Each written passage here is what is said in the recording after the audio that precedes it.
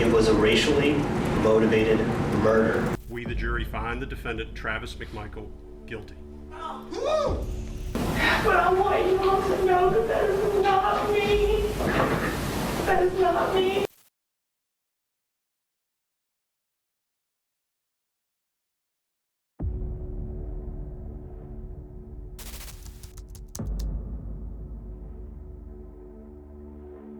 A white supremacist, Russell Cordier, intentionally took the life of a black teenager, Bruce.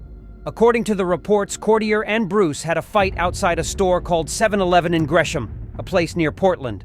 Bruce took out a big knife during the battle, so Cordier stopped. Bruce tried to escape from Cordier and his red Jeep. A glass window also hit Bruce's head during the fight, but he left before the police came. Later, the police found Bruce lying on the sidewalk with severe injuries that led him to death. He was hit by Cordier's Jeep. Finally, Cordier was charged with murder, felony hit and run, and second-degree intimidation. His story was full of twists and turns. He belonged to a gang known as European Kindred, a white supremacist group that mainly operated within the Oregon prison system. It was a racially motivated crime because it was for European Kindred. It was a racially motivated murder. A judge sentenced Cordier to life in prison for the racially motivated killing of Bruce. And can you imagine Cordier refusing to make any statements when he was given an opportunity to? Cordier's girlfriend, Colleen Hunt, was also there during the incident. She told the police that she urged Cordier to fight Bruce by shouting she was also given a 10-year prison sentence. Bruce's family created a nonprofit organization called the Love and Live at Larnell Bruce Foundation. Its goal is to support victims of hate crimes. I wanted to just be a good dad. It's probably one of the reasons why it probably bothers me so much. I waited all his life for him to get the age that he was before this guy took him from me.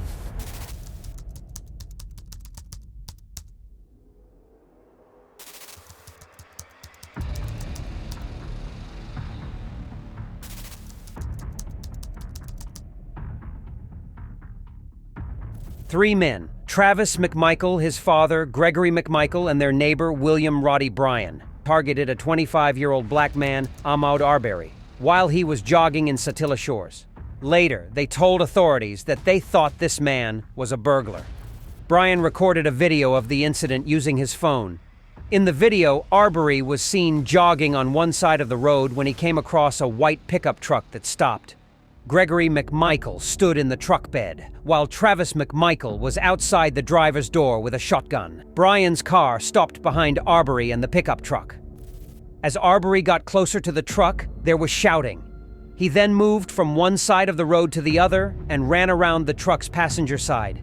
After passing the front of the truck, Arbery turned left. Meanwhile, Travis McMichael, holding his shotgun, approached Arbery at the front of the truck.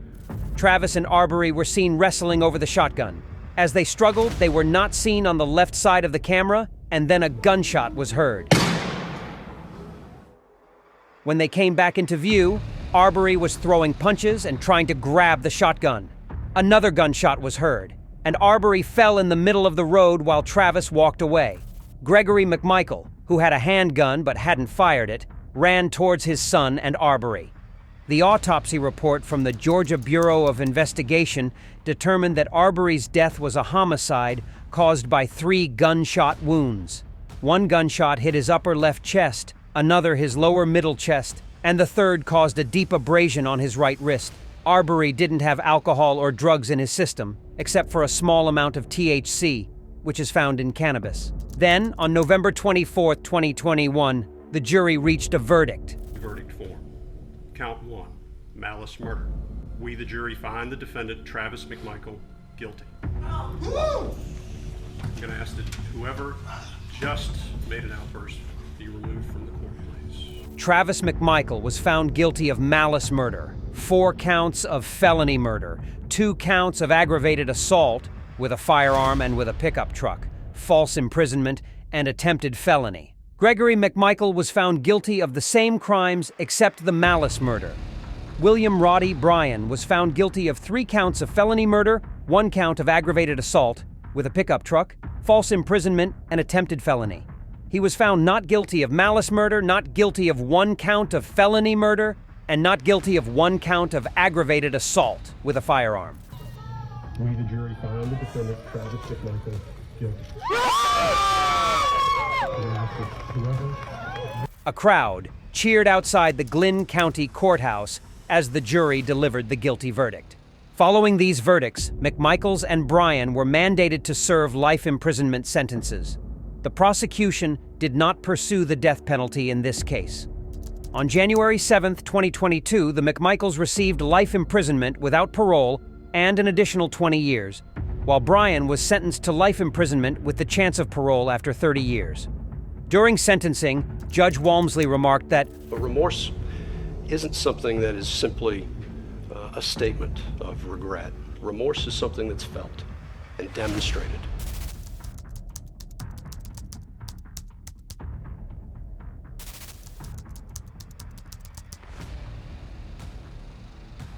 I do accept responsibility for what I've done. I know I was in the wrong. But I want you all to know that that is not me.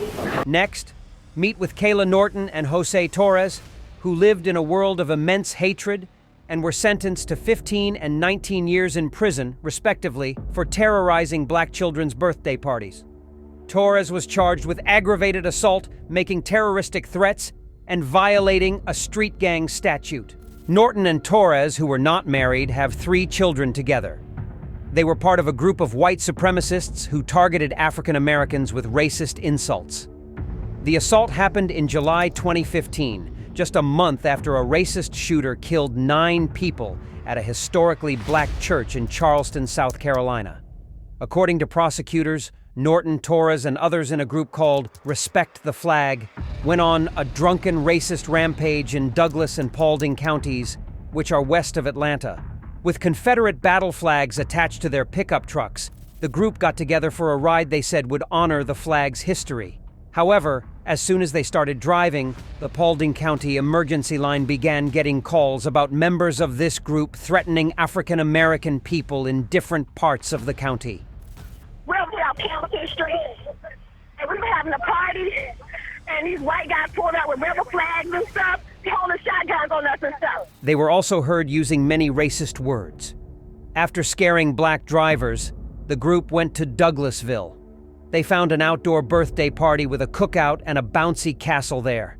Some people from the group got out of their trucks and went toward the party guests, threatening to hurt everyone there. According to other people involved and those who saw it happen, it was Norton who took Torres's shotgun, a special kind of gun called a tactical 12-gauge with a pistol grip. At the party, police tried to protect the families by standing in front of them as the trucks drove away. During his trial, Torres said he had the shotgun for his protection. However, he later admitted to lying to the police about the gun and selling it before he got arrested. After the incident, the Respect the Flag group was charged as a street gang by a Douglas County grand jury. The investigation looked at lots of Facebook pages where members of Respect the Flag talked about being white supremacists. They talked about going to Ku Klux Klan rallies, joining a skinhead group, and saying terrible things about black people. These are the people who were blinded by their extreme hatred and false beliefs. In these cases, the court gave justice to all of these people and gave the message of equality in society. To avoid these future cases, strict actions must be taken. And that's all for today. Do you want to get more exciting updates? Then, don't forget to subscribe to my channel.